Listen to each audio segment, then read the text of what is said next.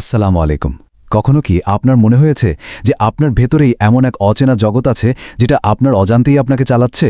Swiss মনোবিজ্ঞানী curl ইয়ুং তার বিখ্যাত বই modern man in search of a সোলে ঠিক এই প্রশ্নটা নিয়েই কাজ করেছেন। তো আজকের এই আলোচনায় আমরা শুধু তার থিওরিগুলোই জানব না, বরং দেখব যে এই গভীর জ্ঞানটা কিভাবে আমাদের প্রতিদিনের জীবনকে আরও ভালোভাবে বুঝতে সাহায্য করতে পারে। চলুন এই অসাধারণ সফরে একসাথে ডুব দেয়া যাক। ইয়ুংয়ের এই কথাটা দিয়েই শুরু করা যাক। ভাবুন তো, তিনি বলছেন আমাদের জীবনের প্রায় অর্ধেকটাই আমাদের নিয়ন্ত্রণের বাইরে। যেমন ধরুন, কোনো কারণ ছাড়াই হঠাৎ করে মনটা ভীষণ খারাপ হয়ে গেল, অথবা কোনো একটা নির্দিষ্ট জিনিসকে আমরা অযৌক্তিক ভয় পাই। এই সবে কিন্তু আমাদের অচেতন বা অবচেতন মনের খেলা, যা আমাদের সব জেনে বুঝে নেওয়া সিদ্ধান্তগুলোকেও প্রভাবিত করে।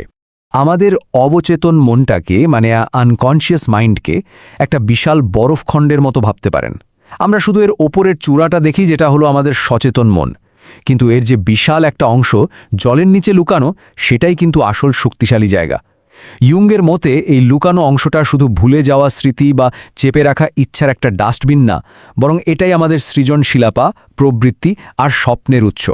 বেশ, তাহলে প্রশ্ন হল, এই যে বিশাল বরফখণ্ডের গভীর, সেখানে আমরা পৌঁছাবো কিভাবে? ইয়ুং এজন্য একটা চমৎকার রোডম্যাপ দিয়েছেন, আর এটাই হলো আমাদের আজকের আলোচনা সেই রোডম্যাপ, যা আসলে আত্ম আবিষ্কারের একটা সম্পূর্ণ যাত্রা। এই 4টে ধাপই হল ইয়ুংয়ের দেখানো পথ। আচ্ছা, একটা প্রশ্ন মাথায় আসছে, এই ধাপগুলো কি একটার পর একটা আসে, নাকি এগুলো একসাথেও চলতে পারে?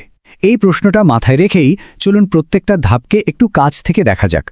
ইয়াং বলেন, আমাদের ভেতরে লুকিয়ে রাখা কষ্ট বা অপরাধ বোধগুলো অনেকটা বিষের মতো কাজ করে। এগুলো আমাদের ভেতর থেকে একদম একা করে দেয়। ধরুন, একজন মানুষ অনেক বছর ধরে নিজের কোনো এক ভুলের জন্য অনুশোচনা করছে, কিন্তু কাউকে বলতে পারছে না। এই গোপন বোঝাটা তাকে সবার থেকে মানসিকভাবে এমনভাবে দূরে সরিয়ে দেয়, যা থেকে প্রায়ই নিউরোসিস বা মানসিক অসুস্থতার জন্ম হয়। এই প্রথম ধাপ, যাকে ক্যাথারসিসও বলা হয়, তার মূল কথাই হলো এই ত্যাগ করা। নিজের ভেতরের অন্ধকার দিকটা, বা যাকে ইয়ুং বলেন শ্যাডো, সেটা যখন আমরা সাহস করে কারো কাছে স্বীকার করি, তখনই সেই মানসিক বিষ থেকে মুক্তি পাওয়া যায়। আপনার কি কখনো এমন হয়েছে যে কোনো একটা ভয়ের কথা কাউকে বলে ফেলার পর নিজেকে অনেক হালকা লাগছে? ঠিক এই মুক্তির অনুভূতিটাই হলো প্রথম ধাপ। কিন্তু শুধু স্বীকার করলেই তো সব হয় না। অনেক সময় এতে থেরাপিস্টের উপর এক ধরনের মানসিক নির্ভরতা তৈরি হয়। ইয়ুং এটাকে বলেছেন ট্রান্সফারেন্স। মানে রোগী হয়তো থেরাপিস্টকে তার বাবা বা মায়ের মতো ভাবতে শুরু করে। এই যে একটা শিশুসুলভ নির্ভরতা, এটা থেকে বেরোতে হলে কেন এমন হচ্ছে তার একটা গভীর ব্যাখ্যার দরকার হয়। আর এই পর্যায়ে স্বপ্ন এক অসাধারণ ভূমিকা পালন করে। যেমন ইয়ুংয়ের একজন খুব সফল ক্লায়েন্টের এই স্বপ্নটার কথাই ধরুন। প্রথম দেখায় মনে হতে পারে এটা একটা সাধারণ দুঃস্বপ্ন, তাই না? কিন্তু এর ভেতরে লুকিয়েছিল একটা সাংঘাতিক সতর্ক বার্তা। জানতে চান কি সেই বার্তা? দেখুন কি অসাধারণভাবে স্বপ্নটা তার ভেতরের আসল সত্যটাকে তুলে ধরছে। তার অচেতন মন বলছিল যে তার জীবনের গাড়িটা ভুল পথে নমজোরে এগোচ্ছে এবং খুব তাড়াতাড়ি একটা বড় দুর্ঘটনা ঘটবে। মানে স্বপ্ন এখানে একই সাথে রোগটা ধরিয়ে দিচ্ছে, আবার ভবিষ্যৎ সম্পর্কেও সতর্ক করছে। আচ্ছা, একটা কথা ভাবুন তো, কেউ যদি বুঝতে পারে যে তার সমস্যাটা কোথায়, তাহলে কি সে পুরোপুরি সুস্থ হয়ে যায়? না। যেমন ধরুন, একজন মানুষ বুঝতে পারল যে তার আত্মবিশ্বাসের অভাবেই সে পিছিয়ে পড়ছে। এই উপলব্ধিটা হলো ব্যাখ্যার পর্যায়, কিন্তু এরপর তাকে সচেতনভাবে নতুন অভ্যাস গড়ে তুলতে হবে, আর এটাই হলো শিক্ষা। এই পর্যায়ে এসে আরেক মনোবিজ্ঞানী অ্যালফ্রেড অ্যাডলারের তত্ত্ব খুব গুরুত্বপূর্ণ। অ্যাডলার মনে করতেন মানুষের আসল চালিকা শক্তি হল সমাজে নিজেকে প্রতিষ্ঠা করার ইচ্ছা।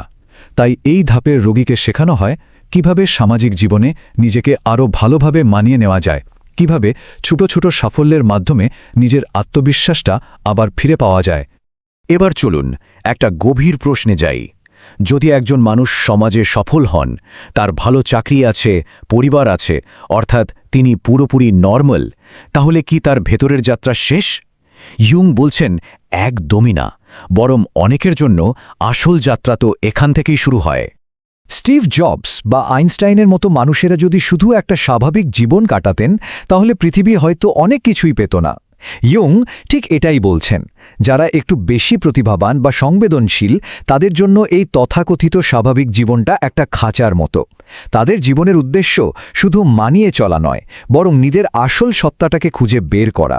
এই রূপান্তরের পর্যায়টা অনেকটা খেলার মতো। যখন আমরা কোনো কাজ শুধুই ভালোবাসা থেকে করি, কোনো ফলাফল বা লাভের কথা না ভেবে, তখনই আমরা আমাদের সত্তার সবচেয়ে কাছাকাছি থাকি। যেমন একজন শিল্পী যখন ছবি আঁকেন বা একজন বাদক যখন সুর তোলেন, সেই মুহূর্তে তারা নিজেদের সাথে এক হয়ে যান। আর এটাই হলো রূপান্তরের আসল মানে। ইয়ংয়ের এই সমস্ত ধারণাগুলো আজকের দিনে আরও বেশি প্রাসঙ্গিক হয়ে উঠেছে, কারণ আধুনিক মানুষ ধর্ম, ঐতিহ্য বা পুরনো কোনো আদর্শের কাছ থেকে জীবনের মানে খুঁজে পাচ্ছে না। একটা অদ্ভুত শূন্যতা সবার মধ্যে কাজ করছে, যা বিভিন্ন জরিপে মানসিক অবসাদের যে ক্রমবর্ধমান হার আমরা দেখছি তা থেকেও স্পষ্ট। এই অর্থহীনতার কারণেই কিন্তু আজকের মানুষ বাইরের জগতের দিকে না তাকিয়ে নিজের ভেতরের দিকে তাকাচ্ছে। সোশ্যাল মিডিয়া বা জাগতিক সাফল্যের চেয়ে সে নিজের ভেতরের অভিজ্ঞতাকে বেশি গুরুত্ব দিচ্ছে। সে এমন এক সত্য খুঁজছে যা সে নিজে অনুভব করতে পারে, যা তাকে কেউ শিখিয়ে দেবে না। ইয়ংয়ের দেখানো পুরো পথের শেষ লক্ষ্যই হলো এটা, ইন্ডিভিজুয়েশন বা ব্যক্তিত্বের পূর্ণতা। এর মানে কিন্তু নিখুঁত বা পারফেক্ট হওয়া নয়। এর মানে হলো নিজের সবটুকু, ভালো মন্দ, আলো অন্ধকার সবকিছুকে গ্রহণ করে একটি অখণ্ড বা ইন্ডিভিজুয়াল মানে অবিভাজ্য সত্তা হয়ে ওঠা। তাহলে আজকের আলোচনা থেকে আমরা কি দেখলাম? স্বীকারোক্তি আমাদের মুক্ত করে, ব্যাখ্যা আমাদের পথ দেখায়, শিক্ষা আমাদের সক্ষম করে, আর রূপান্তর আমাদের অনন্য করে তোলে।